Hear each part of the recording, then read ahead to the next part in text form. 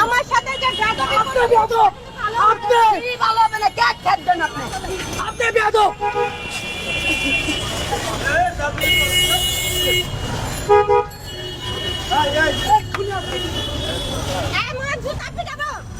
বাচ্চা ফালতু কোথাকার কাহিনী করিস।